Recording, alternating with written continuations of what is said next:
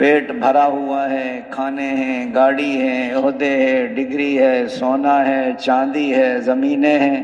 بڑے زمینوں والے ناکام ہوئے ہیں۔ قوم سبا بڑی زمیندار قوم، بڑے باغات، بڑے پانی کے ڈیم۔ اللہ تعالیٰ نے 13 نبیوں کو بھیجا قوم کی طرف، لیکن قوم نہیں مانی۔ اللہ تعالیٰ نے اسی پانی سے ان کے کھیتوں کو برباد کر دیا۔ اتنے بڑے بڑے چوہے بھیج دیے کہ بلی سی ان سے ڈرتی تھی، چوہوں سے۔ حالانکہ ایک بلی آ جائے تو 100 چوہے بھاگ جاتے ہیں۔ پانی میں سوراخ کر دیے ڈیموں میں، اور اسی پانی سے برباد کیا ان کو۔ یہ آدمی کو دھوکہ لگ جاتا ہے۔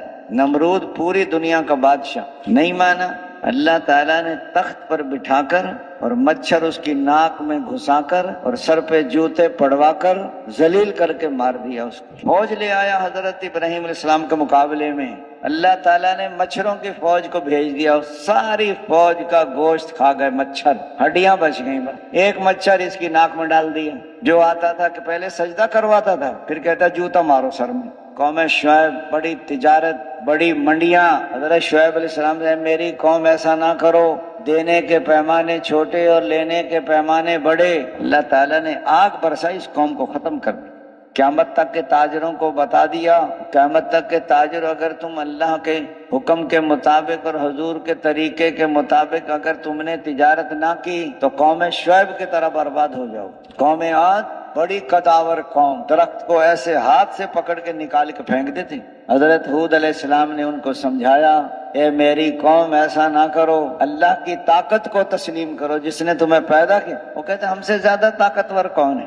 ایک ہفتہ اللہ نے ہوا کو حکم دیا، پٹخا پٹخا کے مارا ہے ان کو ہوا نے، چھتیں اڑا دی، گردنیں توڑ دی ان کی۔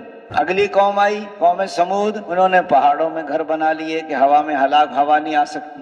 حضرت صالح علیہ السلام کو بھیجا اللہ نے، وہ سمجھایا، ان کو دعوت دی۔ وہ کہہ رہے ہیں پہاڑ سے اونٹنی پیدا کروا دیں، حاملہ پیدا ہوتے بچہ ہوتے، وہ بھی ہو گیا، پھر بھی نہیں مانے۔ پھر اونٹنی کے تھن کاٹ دیے انہوں نے۔ ایک فرشتے نے ایک چیخ ماری، سب کے کلیجے پھٹ گئے۔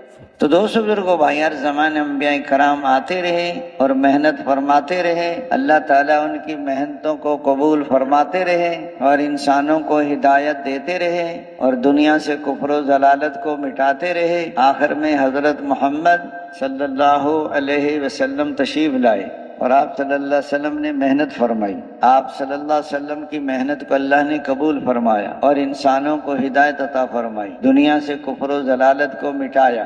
آپ صلی اللہ علیہ وسلم اس محنت کو اپنی امت کے سپرد کر کے دنیا سے تشریف لے۔ اب یہ ذمہ داری ہر امتی پر ہے، مرد ہو، عورت ہو، بوڑھا ہو، جوان ہو، پڑھا ہو، ان پڑھ ہو، شہری ہو، دیہاتی ہو، کہ دین کو سیکھیں، اس پر عمل کریں، اس کو ساری دنیا میں پھیلائیں۔ یہ ایسا کام نہیں ہے کہ کبھی کیا کبھی نہیں کیا۔